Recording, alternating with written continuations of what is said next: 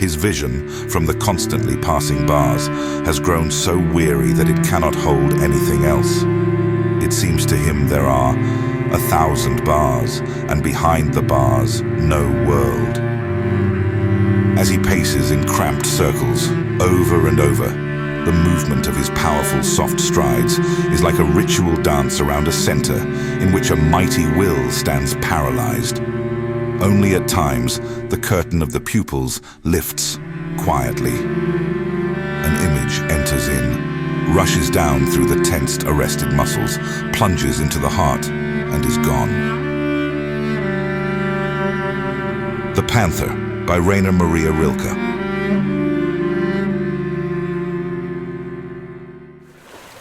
And Jesus, walking by the Sea of Galilee, saw two brethren, Simon called Peter, and Andrew his brother, casting a net into the sea, for they were fishers. And he saith unto them, Follow me, and I will make you fishers of men. And they straightway left their nets, and followed him. And going on from thence, he saw other two brethren, James the son of Zebedee, and John his brother, in a ship with Zebedee their father, mending their nets. And he called them. And they immediately left the ship and their father, and followed him. Matthew 4:18 through 22. Praise the Lord, everyone. It's Sunday Night Word. That means it's 7 o'clock, and it is Christmas time. Merry Christmas. What a poem. It's meant to puncture you in multiple areas of your person. It is not a poem that you are supposed to read and walk away from the same. It is it's sharp and like I said, I think it hits us on multiple levels. I mean, obviously, I think if you've ever been to a zoo, Mr. Rilke wrote this poem in Paris at a circus there, and it was by the direct impression that he had watching this caged panther. And this poem was sparked by that experience of watching something that was meant to be somewhere and is somewhere so obviously foreign, alien, and torturous. We've all felt it. I don't think anyone, especially today, we walk away and say that's how it should be.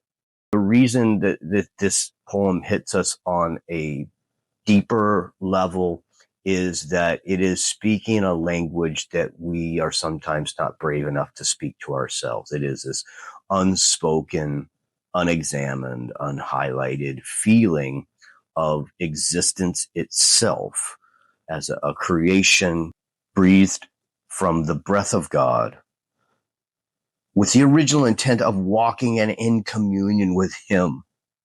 And there was a separation, even in the garden, that sin created.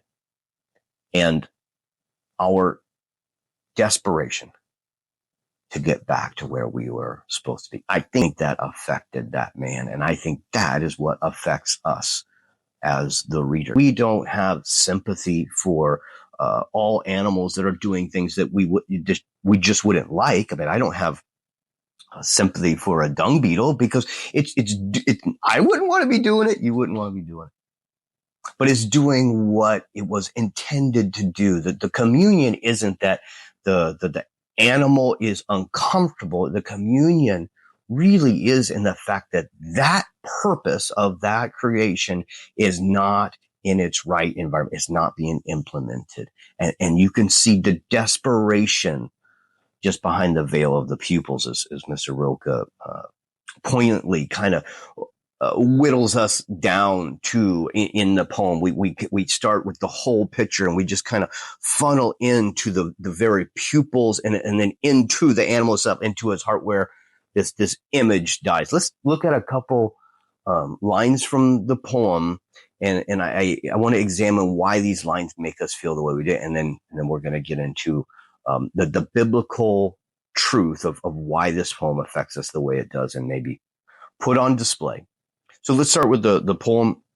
here, the line, kind of in the second stanza is, as he paces, there is this listlessness, a nervous energy, if you will. It's something they are constantly moving, and it is exemplified in the poem as this pacing to try and replicate, what they were meant to be doing. But it says encramped, we get that feeling.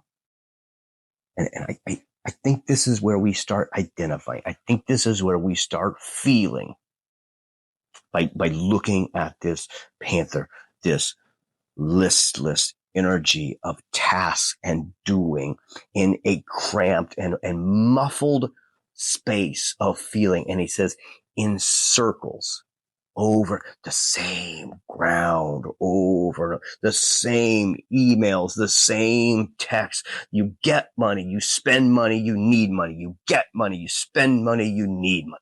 Is this what life is supposed to be? And you can almost put our thoughts in this panther's mind. Is this what life is supposed to be? And they are keeping busy, they are keeping moving, but it is a relentless cycle of circle in a cramped space. And in the last stanza, it says, at times, brief moments, at times, the curtains of his pupils lift quietly. And this is the puncture into our person, is that so many times in our original feeling that this is not what life is supposed to be, this cramped circle of what we do and call life, in that feeling. And just for a moment, sometimes we get these brief glimpses of there is a better way to live. There is more than these things that I can see. There is a spiritual realm. There is a God that loves me. And Jesus was real. The cross was real. The resurrection was real. And being filled with the Holy Ghost and becoming a new creature, having a new nature.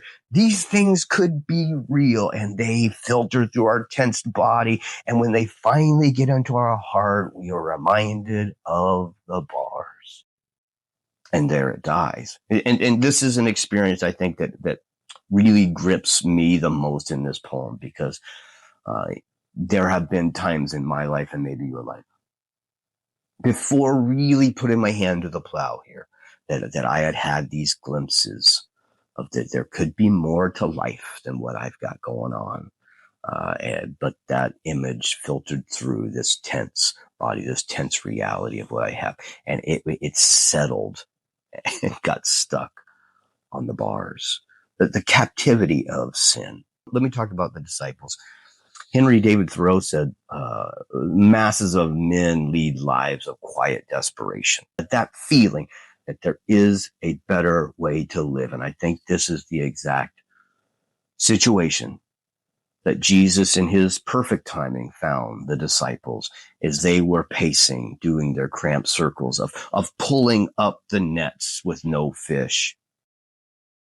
All night they toiled. And I think it is so apt to think of that, the constant casting and pulling, and the emptiness of the haul. There is no harvest. This is not working. And if you've ever been a fisherman, how many times have you had, there's gotta be a better way.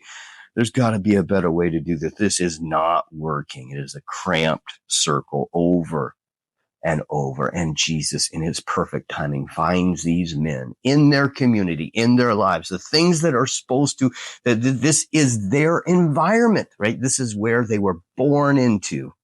They should be comfortable. It should be hard to pry them away from this life. But it took only him saying, follow me. And there's two different instances that you heard at the beginning of this video, the word straightway and immediately. And they both mean instantly. As soon as he said it, he went right to where that poem hits us. Is this the right way? Is this where you want to? Do you feel complete? If Jesus was the answer, there had to be a question in their hearts that he was answering. And the question is this the right way to live? And all of them immediately, straightway, and immediately, instantly said, there's a better way to live. And he is it. And he is it. This is what I was created for. Instantly, straightway, They followed him. And that is where this poem left me, is instantly when I read it. It's new to me. I just read this poem this year, 6 months ago or so. And instantly I thought of this scene of Jesus on the banks saying, follow me. And they left everything because they knew that there was more in them. There is more going on. There is a different plane of existence that, just like the Panther in the bars, he forgets because of the pacing that there even is a world beyond the bars. But it was a reminder to me of that feeling of pacing back and forth. Is this what the church is supposed to be? Do we come in and do we sing a song and we raise our hands, maybe shed a tear, and then we go back? And this is no different than sending emails and getting money, needing money, spending money. It's no different. This is not what we were created for. And the animals in a zoo, what percentage of them were ever in the wild? Blow your mind. In America, 98% have never been free. They were born and bred in captivity. So I was thinking, do these animals feel this way because they have tasted and it was taken away? No.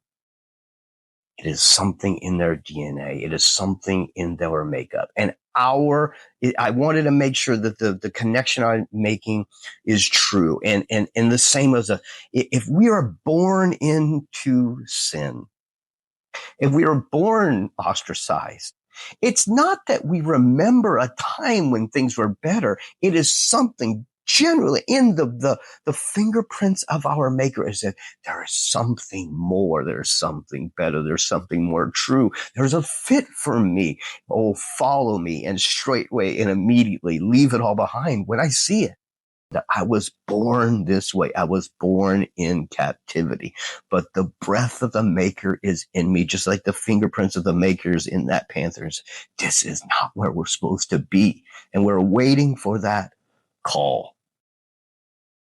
Of the animals that are in zoos, that were in the wild, they get there two ways. This is 2% of animals, and their death rate, okay, their survival rate is catastrophically low. And it's health issues and it's psychosis, because they have tasted and they did know, and they mentally they break. They cannot be in captivity because they cannot callous their brain enough to believe that there is no existence beyond these bars, 2%. And they were either wounded or snared. They were either wounded or captured. And I want to end with this thought. There are many that are estranged from their original intent. They have been in church. They've had an experience with God, but because they were wounded